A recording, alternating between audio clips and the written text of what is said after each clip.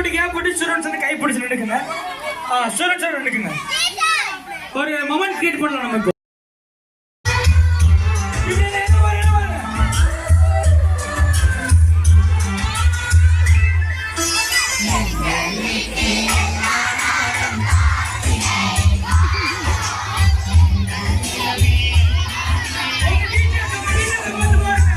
Slow up.